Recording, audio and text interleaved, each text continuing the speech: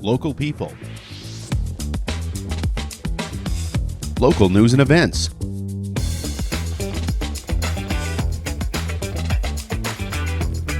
local sports, local matters.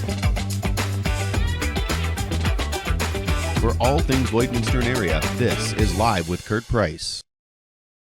Welcome to the Canadian Brewhouse, your home for Edmonton Oilers hockey. Whether it's getting ready for the playoffs or into the playoffs, they are just around the corner, and you can catch all the action right here at the Canadian Brewhouse. Looks like the Oilers might be without their two big superstars for the next three games, which are Wednesday, tomorrow night, Thursday in Seattle, and then they play Calgary on Saturday. I like their chances against Seattle again, and Calgary without their two superstars, McDavid and Draisaitl. I don't know, though, about Dallas. Dallas is going to be tough tomorrow night. But you can catch all the action right here at the Canadian Brewhouse. Plus, of course, Blue Jays baseball starts on Thursday. It's a 1 o'clock game. It is truly spring when the Toronto Blue Jays are back on TV almost each and every night. You can catch all the action here at the Canadian Brewhouse. Now, at the new Lloydminster Nissan, the 2025 models have arrived, and they're absolutely gorgeous. Whether you're looking for a new Armada, whether you're looking for something a little bit smaller like a Kicks,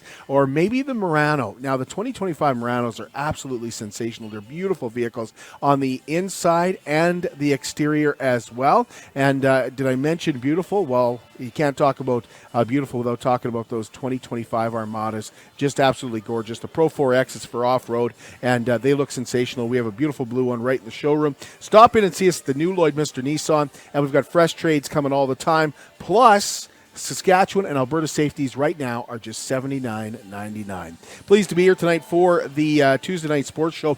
Bobcats coach Jeff Woywitka going to be joining us here. They have a huge game tonight against Grand Prairie, down 2-0. And it's not just that they're down 2-0. The first two games were not even close, so the Bobcats trying to get back in that series. And Matthew Dobson is coming off a huge weekend in Edmonton. He swims for the Riptides, and he received 4 gold medals. And in 8 events this past weekend in Edmonton, he took home 7 medals. So we're excited to talk to Matthew Dobson about what's been going on with his swimming and also what's to come yet in his swimming as well. He's only 13 years old. Superior Water specializes in nothing but water, and with over 22 years in the business, they're proud and confident that their water and their service is superior. For iron filters, water softeners, reverse osmosis distillers, chlorine removal, and H2S odor removal, you can give Superior Water a call at 780-875-6636 or stop in and see them at their 57th Avenue location right beside Sheepskin Loft, and stay hydrated with pure clean water. I like Superior Water because I like the taste. After all, it is Superior Water. Well, once up 2-0 and winning 2-0 in the first period of Game 3 in the Northeast Alberta Junior B Hockey League final against the Wainwright Bisons, the Lloydminster Bandits now find themselves down 3-2. You can catch Game 6 in Lloydminster Thursday night at the Civic Center at 7 o'clock. Now, regardless of what happens, this will be the Bandits' final home game ever at the Centennial Civic Center. Again, it's Thursday night, and note the game time is 7 o'clock.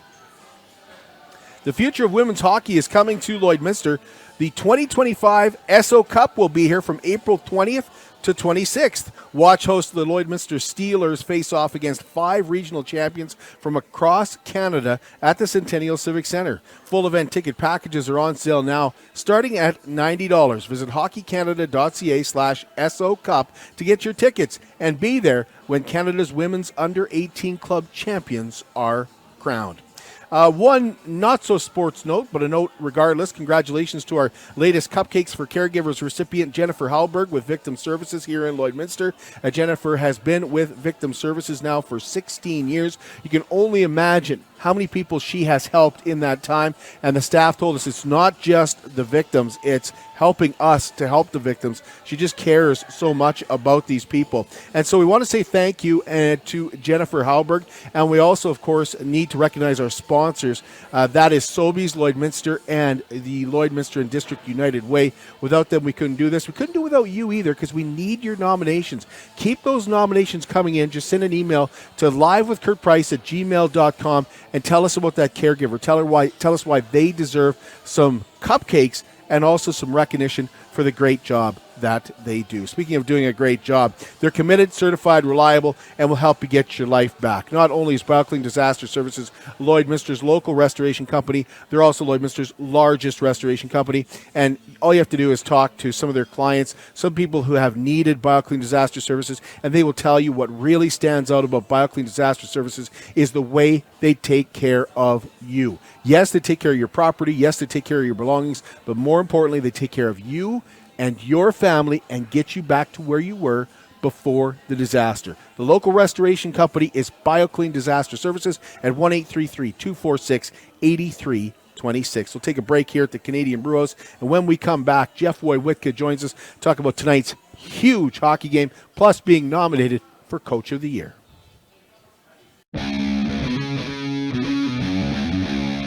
At CK McKean Roofing, they understand what it took to put that roof over your head for your family. With over 20 years of experience under their belt, they strive to show you that with their workmanship and their integrity. Not all roofing companies are created equal, and that's why CK McKean Roofing encourages you to focus on your most important investments, your home and your family. CK McKean Roofing. Roofers do it on top. At Diamond 7 Meats, we work with local farm families to provide a high-quality product and a great selection for you. Try our mouth-watering smokies, pulled pork, roast beef, and more, made pure and natural with no additives or fillers. We offer custom processing, and our experienced team works for you to provide a selection of sausage, burgers, and jerkies made to your specifications. Take your grilling to the next level with a Yoder smoker. Complete the grilling experience with a Canadian-made, award-winning line of House of Q barbecue sauces. We're locally owned and operated, and we look forward to seeing you today. At Lloydminster and District Co-op, membership matters more. Because being part of a co-op means you're connected to something bigger than yourself. From long-held legacy by those who built our communities, to people you call family, friends, and neighbors. When you're a Lloyd Co-op member, you're an owner in a local business that prides itself on purpose alongside profit. You earn cash back, you help support causes that matter most, and you're building a better way of life for the next generation. Membership matters more.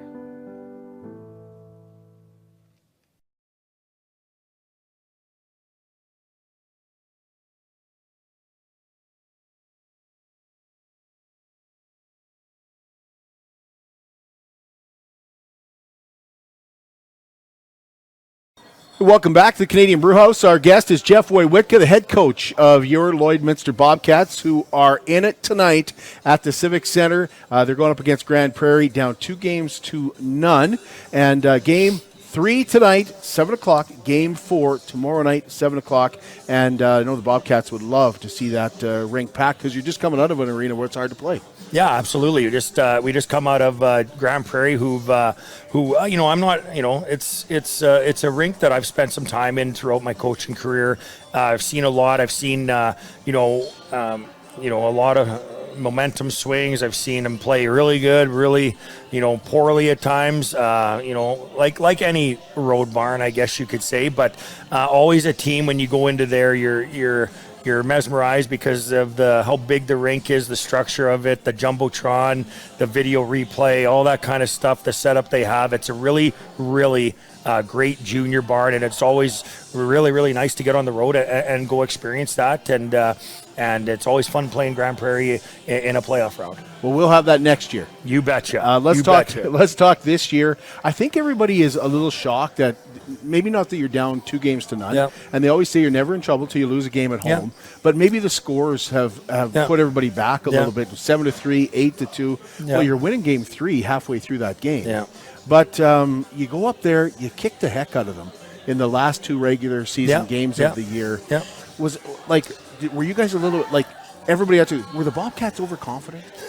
Well, you know what? It's hockey's a funny thing. Sports is a funny thing. I go into coach every game like I want to win every game. I put in the same time. I put in the same preparation. Whether it's a meaningful game at the end of the year, whether it's not, you still have to prepare. And I believe it as a coach, you still got to prepare quarterly. Same game plan, video, pre-scout. There were some lineups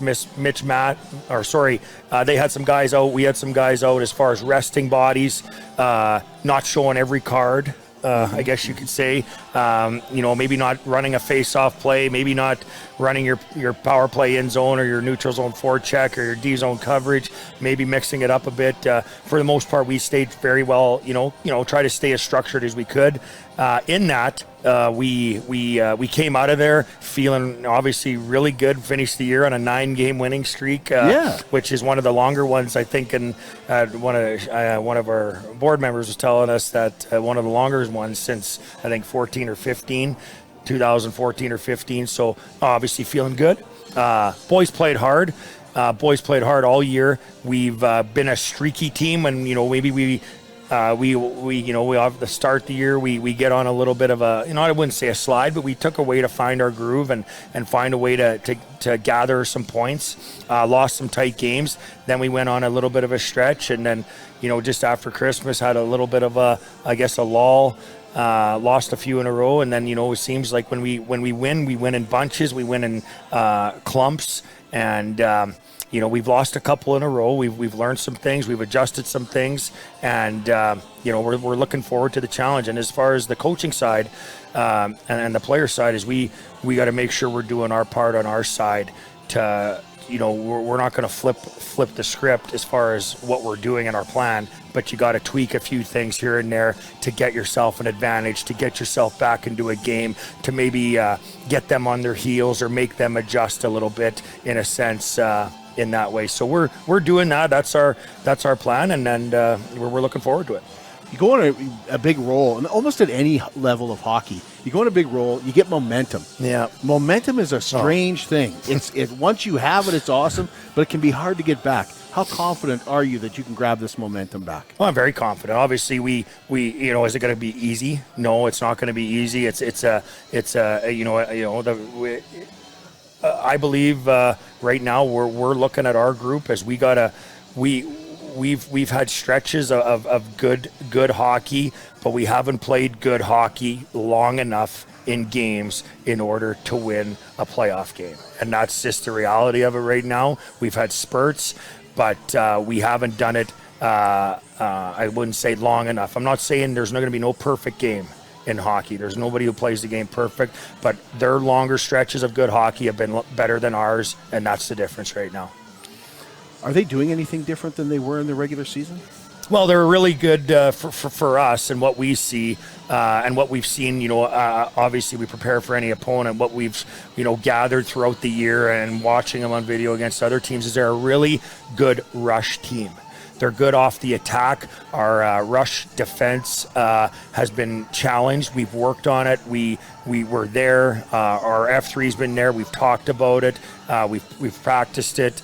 It's for the most part it's been fairly good as far as that. But when you lose your mojo, you lose your swagger, you lose that, you start running out of position, or you're maybe not confident, or you're not moving your feet. I don't care what structure you have, you're going to get broke down. So it's getting back to us doing playing with tempo, playing with pace, skating, and from there, if we can back them off, we will have the better structure. We'll have more ozone time. We'll be defending less off the rush and in our own zone, and we'll be wearing them down. So our plan tonight is to get back at it and to keep pushing. You talk about tempo. This is a team that has, you mentioned it, played with tempo all year, and an offensive team as well. Yeah. Scoring has not been a problem. For the Bobcats. That's for sure. Yeah. What changed after the 8th game of the year? You start the year 0-8, and you come now. You're a candidate for Coach of the Year. Yeah. What changed, Jeff, and what was going through your mind at the beginning of the year when you're 0-8? Well, obviously you're getting tested as a coach, and you're getting tested as a bench boss, and me and Matt spent some hours together working, watching video, watching tape, and there was a point on the bus where I go to Matt. I said, Matt, we got to do everything we can right now to make these players better. We got to practice hard. We got to be practice with tempo. We got to practice with pace. We got to be connected in all three zones. As far as killing plays in the D zone, neutral zone, knowing what our triggers are, how we're playing that offensively, our forwards, making sure we're connected. We're using the net. We're bumping pucks east to west, low to high. We have good reloads through the middle of the ice. So we're. Oh, that's all. Well, I wouldn't say it's that easy, but you're doing. That's a lot. Yeah, you're doing a lot. And I've been really lucky enough. Like for me, I have really good connections in hockey, as far as getting feedback. I don't know if you know. Well, Colby Armstrong, Riley Armstrong, his brother, is the player development coach for the Philadelphia Flyers, and I commend this guy so much because after tough stretches and things that I need to know, or how can I tweak this, I text him, I message him, he sent me video, he sent me paper details, he says this is what I do, this is what I see. He's a guy that's been around NHLers, he's around development of the best players in the world, he coaches teams. He's a guy that I trust dearly, and I owe a lot of this to him, because as a coach and as to be a good coach, you got to have resources and be willing to learn, and being able to park your ego and say that, I got to get better myself, and I got to make sure I'm giving my players the best opportunity to get better, and I owe a lot to him, and to have, I'm lucky enough to have a good resource like that, so I'm spoiled. That's a lot. You got to do this. That's a lot. Yeah. I want to know what your confidence level was like at the beginning of the year. Yeah. Did your confidence take a hit? I'm always, because you've become so successful here with the Bobcats. Yeah. But what was it like? What was your confidence level like when it was that you personally? It was shitty. Was it really? It was shitty. It was actually shitty to wake up. Get out of here. Yeah, it was shitty. It was terrible. It was sleepless nights. It was thinking. It's when you look at the coaching side, being a head coach first full year, to a player side, it's like you got all 23 players, 24 that you can go home, vent to, where, for me and, obviously Matt with me too, on my side, it's just, asking questions, us working together, but you feel like the weight of the world is on your shoulders, in a sense, and it's just sagging you down, but you gotta, that's what kind of drives me into reaching out to people, really good people, really good contacts, that can help me, whether it's 5 or 6, 7% better, as a team. That's all I'm looking for, is just the little victories.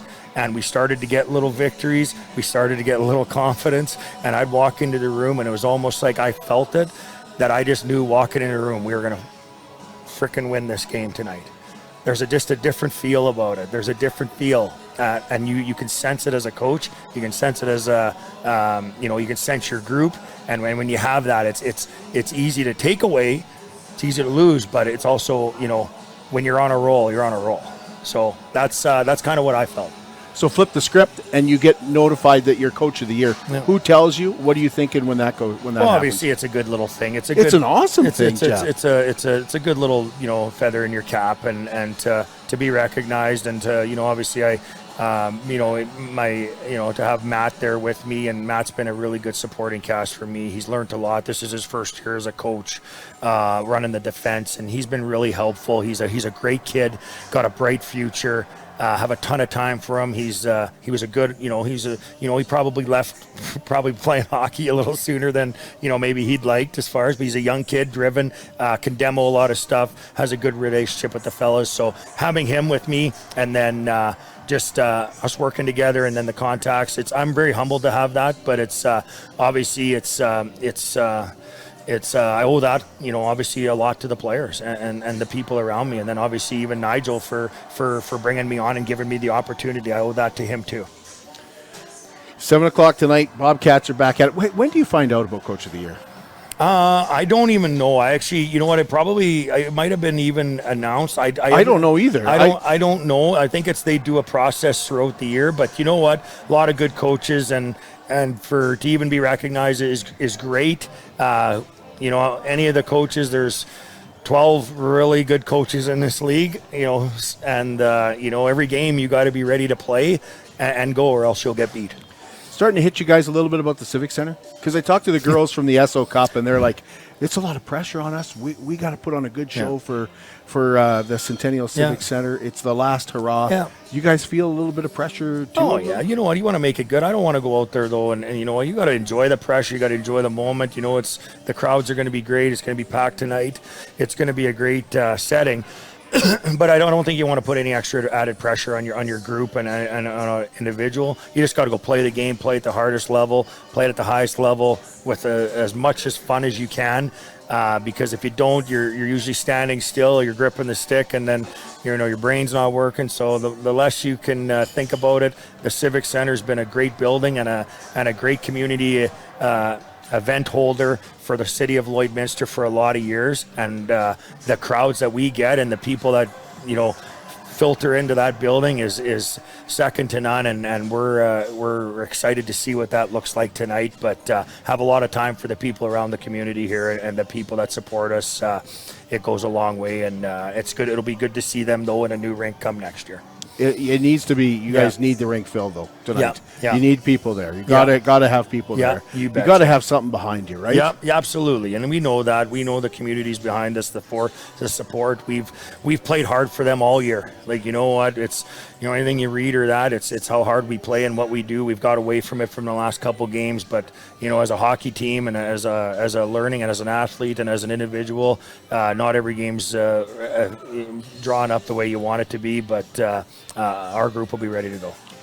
The Bobcats try to grab momentum back from Grand Prairie tonight, 7 o'clock at the Centennial Civic Center. Best of luck, Jeff. Thank you. Thanks for having me, Kurt. We'll be right back. How can you help support the oil and gas industry and jobs in Western Canada? The answer is closer than you think. Sell your scrap metals to PWM Steel. PWM sells scrap iron to Evraz, located in Regina. Evraz's #1 customer is the energy sector, building pipes and plates for the oil and gas industry. PWM Steel is your locally owned metal recycler and steel service center in the area. Plus, they're a strong supporter of the community. PWM Steel, your top steel supplier for Alberta and Saskatchewan for 40 years. At Jason Arden Associates Cooperators, we're proud to be a top-rated local insurance company that offers flexible solutions and expert advice for all your insurance and investment needs. We'll work with you to tailor your insurance specific to your needs, and we offer investment advice that always puts you first. At Cooperators, one of our core values is to give back to the communities that we live in. Thanks to the support of our clients in Lloydminster and area, in 2023, Jason Arden Associates has donated $40,000 to local nonprofits, charities, students, athletes, and other special events. How does your insurance company support our community? I'm Brian Zinchuk of PipelineOnline.ca. I used to be a pipeliner, and I've spent the last 15 years reporting on energy in Saskatchewan. PipelineOnline.ca provides comprehensive coverage of light oil, heavy oil, lithium, helium, power production including coal, wind, solar, geothermal, natural gas, and nuclear. There's a lot happening in Saskatchewan's energy sector, and Pipeline Online is there for all of it. No one else comes even close. It's more than just taxes at LNA CPA. Assurance, accounting, retirement planning, estate planning, business consulting, financial consulting, farm program support, and bookkeeping. But yes, there is always taxes. The team at LNA CPA is committed to helping you achieve your best results and will be there to assist you every step of the way.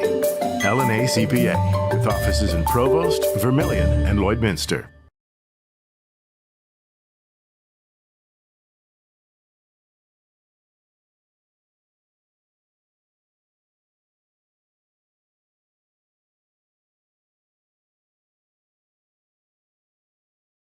Welcome back to the Canadian Brewhouse, where the Oilers playoffs are just around the corner, and this is where you're going to be able to watch all of the Edmonton Oilers action, playoffs, and, of course, regular season. And when you look at the Oilers' schedule, hopefully they'll have McDavid and Draisaitl back before they play Calgary next Saturday night. But all late games. And that's perfect for coming down to the Canadian Brewhouse. Most of their games, I think they have an afternoon game in LA or something like that. But you're looking at 8:30 games for the Oilers from here on out. And they've got Dallas on Wednesday night, and then they're in Seattle on Thursday night. And, yeah, that big Calgary game coming up on the weekend. This is your home for the Edmonton Oilers, both to end the regular season and try to get some kind of pennant, and then also, of course, for the playoffs, where the Oilers are definitely a contender, and they look to be on the up and up.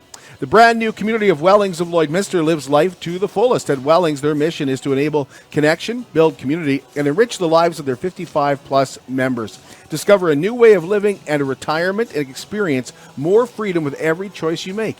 At Wellings of Lloydminster, independence speaks for itself, and social opportunities outside your door are endless. Visit Wellings of Lloydminster at 3211 72nd Avenue, on the Alberta side, of course, and discover more at wellingsoflloydminster.com. We're pleased to be joined here at the Canadian Brewhouse by Matthew Dobson, and he's brought his manager down also, Nick Dobson. It's also his dad with him as well. And Nick put this on my radar a few months ago, said, hey, you might want to talk to Matthew, because Nick came in and talked about how clumsy he is. Yeah. And then he said, well, Matthew's got something special going on. When we were talking, I never thought that he was as good as you're saying he is. So it's pretty exciting, actually. Like, let's start at the beginning and how you kind of stumbled into swimming. So he's coming off a meet in, do you call it a meet? Yeah. A meet in Edmonton where he took part in 8 events and won 7 medals. So now I want to go back to the beginning, though, because right away you go 7 out of 8, like he's got medals, and a lot of gold, by the way, too. But when I say stumbled into it, tell us how you kind of stumbled into swimming. Well, I was actually never meant to be in swimming in the first place. What we wanted to do was soccer, but our mom was, let's say, a few minutes late to sign-up night. So when she went to sign us up for soccer, it was completely booked. So instead, she decided to throw us in swimming, see how we liked it. And after that, we kind of just started pulling through and just excelling at it, and we never kind of stopped. So how old were you at that point? 6. I'd say 6 or 5. And how old are you now? 13, turning 14 in a few days. When did you realize swimming was for you? Really, I started kind of getting used to it and seeing that, yeah, this is probably my sport, maybe around a couple of years ago. So, like, right after COVID in, like, 2022, 2021. Yeah. That's when things started to click for you? Just after, like, I started winning a lot more, and I was like, yeah, this is a lot of fun. I like the atmosphere of swim. I like the actual winning parts. I like getting to go out to all these places, and after that I was just like, yeah, I don't think I'm going to get a better sport than this, so I think this is it. Stick with it. Yeah. When did you know he was going to be good at it? Well, he always had the skill to be good at all 4 strokes, and so he was doing well, and it was probably about January of 2023 when we were starting to look at the different time standards with the coach, and all of a sudden I showed him how there's national rankings, and we could find him on there, and all of a sudden he kind of just took an interest in that and he made the commitment himself. He wanted to move up that list, and so yeah, about January 2023, all of a sudden his times, just every meet just kept dropping, and he had all of a sudden that determination showed up, and he was away. So when you get into swimming in Lloydminster, like is it the Riptides? Yep. That you get involved with? Yep. Who's your coach? Like, how do you start to train? So I'll just jump in for a second. So there's actually 2 clubs in Lloydminster. There's the Rebels and the Riptides. They cover different seasons. So the Rebels is only May 1st until midsummer. And so then it's the summer swim club. You can't really train outside of that season. And then the Riptides is full season, just depending kind of how much you qualify for. You could be 11, 12 months of the season. Oh, type of okay. thing, so continue right through. Which he's doing, basically. Which he's doing now, but he started with the summer club back in whatever year that was. Yeah, like 2017, I'd say, 2018. Yeah, so just after COVID, kind of just missed so much of that season that I was like, yeah, we got to, like, there's nothing to do, so just jump into that winter season, just kind of fill some time. So how do you train here in Lloyd? Who trains you? How often do you train? Our coach is Corey Totman.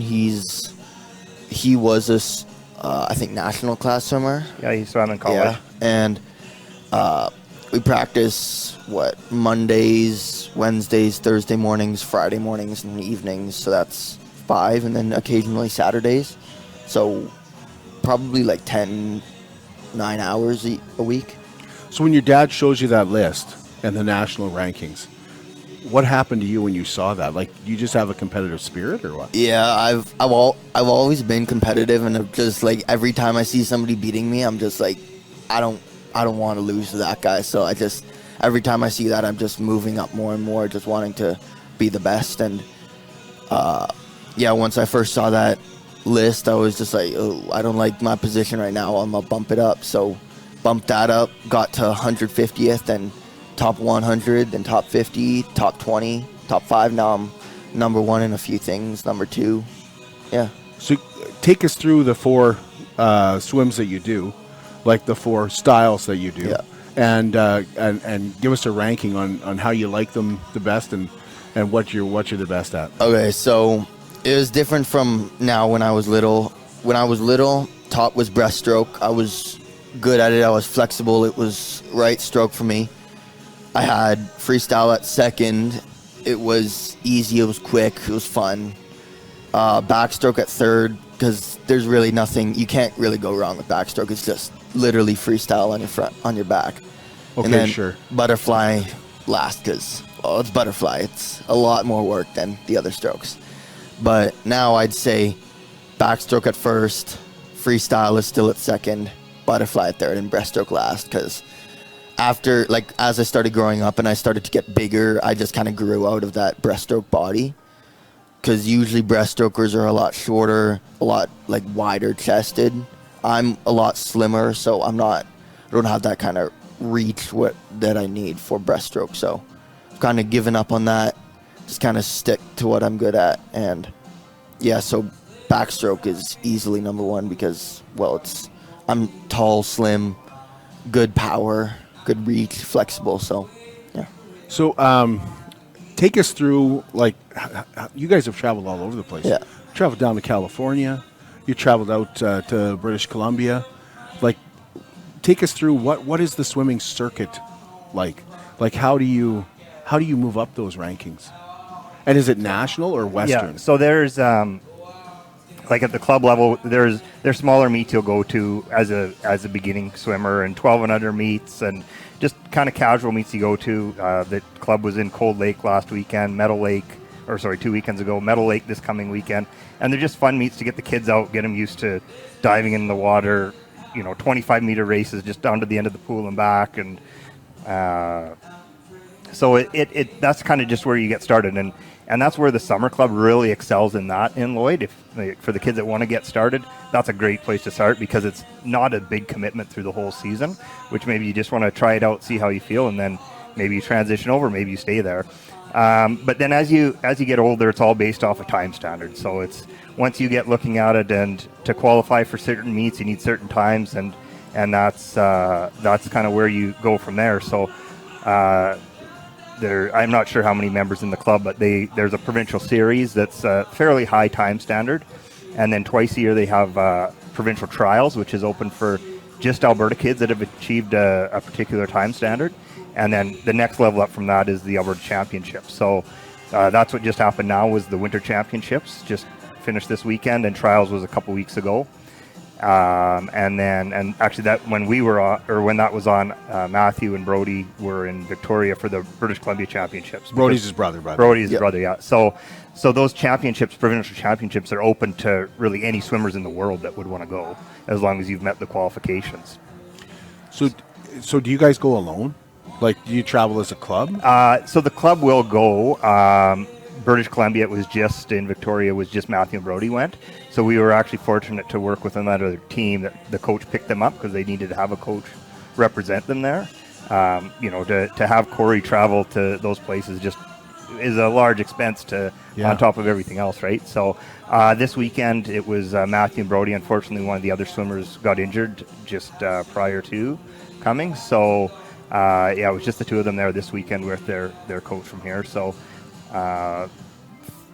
mostly, like, the club will support definitely any Alberta meets. Like, that's the focus, that any kids that qualify, or the club's going to support sending a coach and the swimmers to it. So Alberta Championships were this past weekend? This past weekend, yeah. And take us through how because like, you got some gold, you got some bronze, you got some silver. Take us through that whole meet. Well, the first day was, I only had one swim, which was the 50-meter backstroke, and that's yours, right? Swim. That's the one you like. I went in first for that. I got gold, I think 2 seconds it was by. Yeah. So I got gold by 2 seconds. Day 2, it was my 200 back and my 50 free, was it? I got gold in those two again. Day 3. That's 3 gold. Yeah, 3 gold. And then day 3 was, I think, 200 free.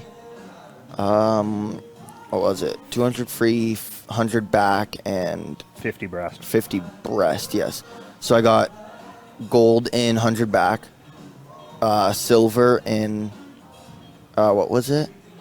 The free. 200 free, yeah. And then I think 5th or 6th in the 50 breast. But it's breaststroke, so. So will there come a time where you will, like, focus only on the backstroke?